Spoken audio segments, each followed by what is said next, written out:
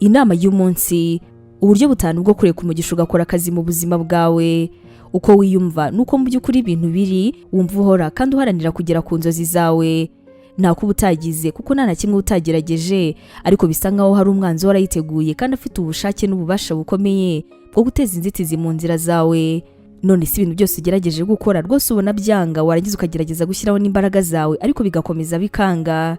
Ubundi twese Imana yashyize muri twe ubushake bwo gukora cyane, ariko tugomba guhuza iyo mirimo yacu no kuganduka. Iyo rero usa n'uhora yiruka inyuma y'ibintu ndetse no kugira ibyo yifuza cyane, ariko kandi bikagira aho ngaho maze ubuzima bwawe rwose ugasanga nta ntego bugifite cyangwa se ibyo yifuza kugeraho birimo biranga. Ibi ngibi ni ibintu bishobora kuguca intege cyane. Muri aka kanya rero nagira ngo usabe gutangira guhindura imitekerereze yawe hamwe n'uburyo butanu bwo gushyira umugisha mu buzima bwawe. Nta kabuza bizaguhindurira ubuzima kandi rwose bizagufasha bishimishije. Bwa mbere, reka umugisha ugukize. Mu Migani igice cya 10 umurongo wa 22 haragira hati: umugisha Uwiteka atanga uzana ubukire kandi nta mubabaro yongeraho. Akazi ni igisabwa kugira ngo ubashe gutera imbere, kandi Bibiliya irasobanutse neza cyane, ivuga yuko hakenewe umwete kugira ngo ugire aho ugera ndetse unabashe kwiyongera mu butunzi. Gusa ariko kandi hakaba hariho itandukaniro rikomeye hagati yo gushaka akazi ndetse no kwibeshaho.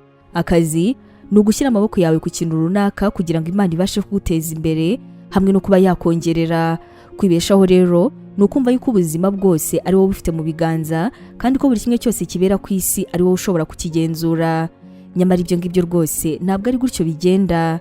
Yesu yakoze ibishoboka byose kugira ngo ubashe kubona umugisha uvuye kuri we, kugira ngo ube umukire kandi ube umugisha ku isi yose igukikije. Umugambi we rero ni ukugira ngo ube umukire, ntabwo ari ukukunezeza gusa, ni uguteza imbere ubutumwa bwiza bwa Kristo binyuze muri wowe.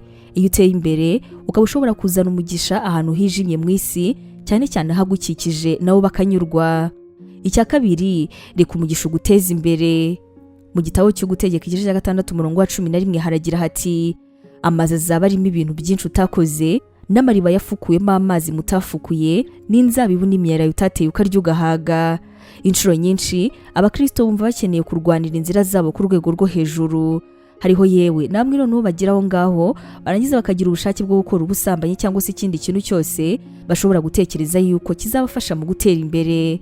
Gusa ariko nyamara Imana yaduhaye umugisha, inatubwira yuko hari ibintu tutagomba gukora bisebetse nk'ibyo ngibyo bitandukanye ngo dukunde tubashe kubaho. Iyo ukorera muri kamere yawe rwose uca intege ubuzima bw'Imana mu buzima bwawe, ubushyize imbere imbaraga z'isi ndetse no kwizera kwawe ko ku isi aho kugira ngo uzerekeze ku Mana. Iyo wize gusubira inyuma rero ukareka kurwanisha imbaraga zawe kandi ukemerera Imana kukuzamura, ahangaho ubona iterambere utigeze urota yuko rishoboka namba. Nibyo byabaye kuri Yosefu igihe yahabwaga inzozi n'icyerekezo cy'ubuzima bwe.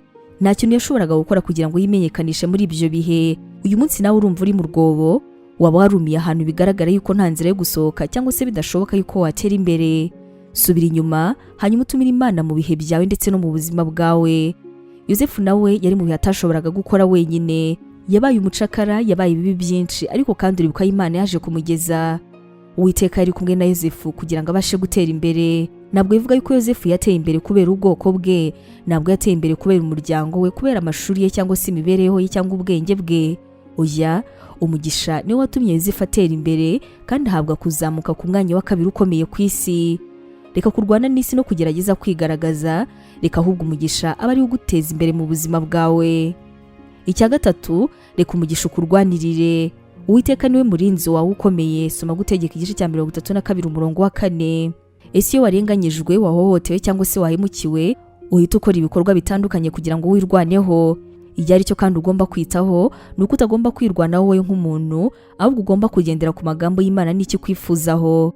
Yosefu ntabwo yigeze yirwanaho kuri Potifari, ntabwo yigeze amara igihe arwana ngo ave muri gereza, yararindiriye ariko umugisha aba ari ubasha kubyitaho. Ntabwo byabaye mu ijoro rimwe, ariko Imana yaramubohoye mu buryo bwose bushoboka. Nta murinzi uruta Imana yacu. Ntugomba kurwana urugamba rwawe, ntugomba kwirwanaho no kureba uburenganzira bwawe bwite. Niba wicishije bugufi ukava mu nzira, umugisha uzakujya imbere, ugutegurira imbere yawe kandi ukubesheho neza rwose imbere y'abanzi bawe. Umugisha ushobora kuzatuma abantu bagufira kandi bagutoteze, ariko rwose ntukabyiteho. Ambara kwicisha bugufi ubundi wubaha Imana. Iyo ushyize ibintu mu biganza by'Imana warangiza ukayibaza uti mwamuzanyitaho, Imana yishimira kukumva ikakubwira iti yego mwana wanjye rwose nzakwitaho. icya kane, reka umugisha ugusiga amavuta.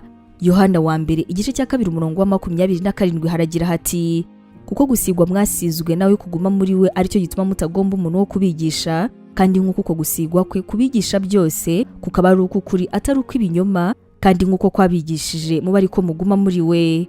Waba warigeze uhura n'ikibazo ugatekereza uti ibi rwose nta byiringiro mbifiteho, cyangwa se uti oya sinzongera kubikora? Noneho ngera utekereze kabiri, burya Imana ikora ibintu mu buzima bwawe yonyine, yo nk'Imana nyine ishobora kuba yakora.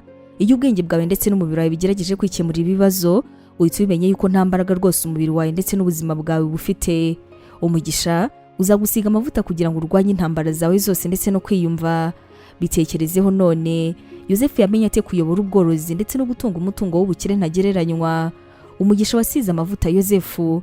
Ni nayo mpamvu rero Aburahamu nawe yarakomeye ku kwizera, akaba yarize uburyo bwo kwakira kwishingikiriza ku mugisha.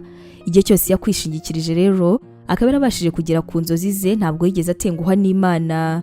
Abantu bashobora kuzahora bakubwira impamvu udashobora gukora ikintu, ariko numara kumenya ubushake bw'Imana kuri wowe ntabwo uzongera kubumva, kuko uzaba uzi neza icyo Imana ikeneye. Reka umugisha ukujyane aho nta muntu n'umwe utekereza yuko ushobora kujya. Umugisha uzakuzanira ubumenyi bwo guhishurirwa, ndetse mu gihe uhuye n'ikibazo ntukihebe, aho ufite uburenganzira bw'amasezerano yo gutegereza, kuko imbaraga z'Imana rwose zizaza mu buzima bwawe byakwanga byakunda. Icya gatanu, reka umugisha wamaze ubutumwa bwiza. Muri Yohana igice cya 10 umurongo wa 10 haragira hati, umujura ntazanwa n'ikindi keretse kwiba no kwica no kurimbura, ariko njyeweho nazanywe no kugira ngo zibone ubugingo ndetse zibone bwinshi. Birashimishije kuvuga ku buryo umugisha ushobora kutugira abakire, kuduteza imbere, kuturwanira ndetse no kudusiga amavuta, ariko ikiruta byose, umugisha wamaze ubutumwa bwiza ku isi yijimye. Iyo ugendera kandi mu mugisha, ukaba ubasha kurabagirana mu isi y'umwijima. Aha rero abantu bisanzwe bazakwereka yuko bashaka ibyo ufite, kuko nyine buri muntu wese ashaka kubaho ubuzima bw'umugisha. Nibwo rero nawe uzaba ubonye umwanya wo kubafasha. Igihe kirageze ngo dushyire umugisha mu bice byose by'ubuzima bwacu. Nyuma y'umugisha ntabwo uzongera gukora cyane, ntuzongera kurwana, ntuzongera guhagarara mu buryo bwo kwirwanaho, kandi ntuzongera gukeka. Reka umugisha none ahangaha utangire gukora mu buzima bwawe. Uratekereza yuko ubuzima urimo harimo Imana ndetse n'umugisha? Ubitekereza gute? Turaza kwishimira kukumva. Imana iguha umugisha. Ubu butumwa mwabuteguriwe kandi mwabugezwagaho na Nibintije Evangelical Ministries International, ariyo mu magambo ahinnye izwi nka NEMI.